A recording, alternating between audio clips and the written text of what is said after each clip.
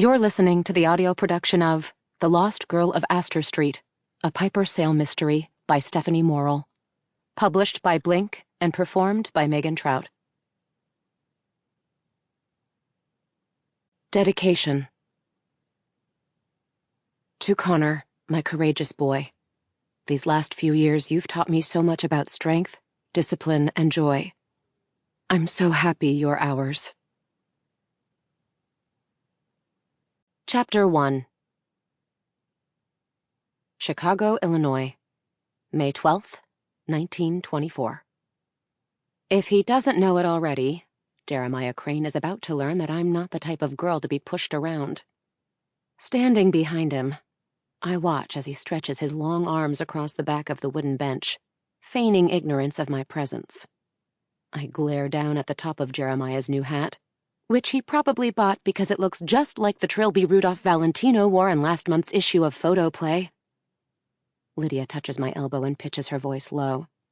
Don't make trouble with him, Piper. Just let it go. Probably wise advice. Lydia's most always is. Our fellow Presley School for Girls classmates stream around us on the sidewalk, monotonous in black and white uniforms as they head to the L station, or the automobiles idling in the pickup line. I turn away from the bench, but the outright rudeness of Jeremiah's action, plopping himself right in the middle when he knew Lydia and I were about to sit there, and the possibility that he thinks I'll just lie down and take it, makes me pivot around again. This is 1924, after all. A girl has the right to be heard. I plant my hands on my hips. Excuse me, Mr. Crane, but my friend and I were about to sit there. Behind me, Lydia groans. Jeremiah turns and assumes a face of surprise. Why, Miss Sale, I had no idea the two of you had intentions on this bench. He makes a show of scooting over. Plenty of room for both you and Miss Levine. Jeremiah's Trilby sits askew, and his right eye squints in the mid-afternoon sun. His gaze holds a dare. Other girls at school describe him as dashing. I dare say Jeremiah believes his own press. I take the seat, careful to leave space between me and Jeremiah, as well as room for Lydia to sit. But when I glance to my left, I see Lydia has abandoned my cause in favor of socializing with May Husbolt and her insipid friends.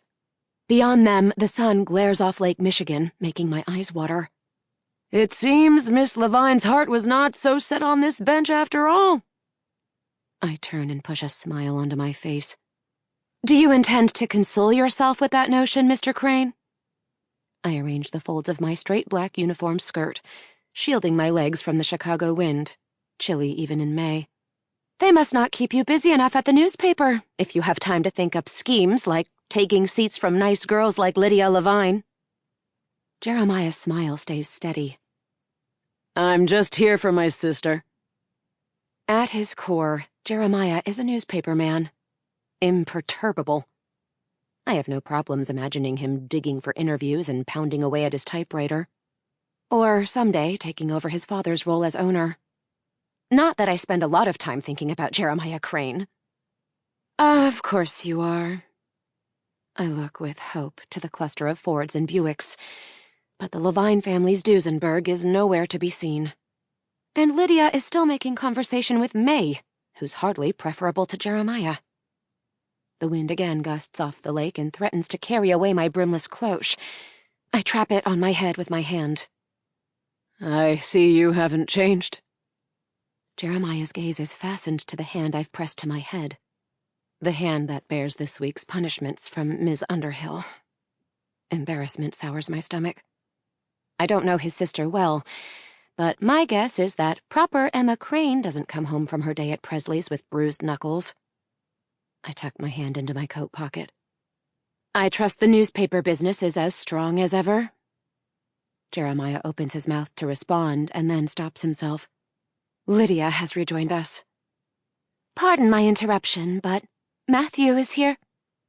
Miss Levine? Jeremiah sweeps his trilby off his head and holds it over his heart. Please forgive me for taking your seat. Miss Sale objected most vehemently on your behalf. Lydia beams a smile at him as if he has offered an actual apology instead. Sample complete. Ready to continue?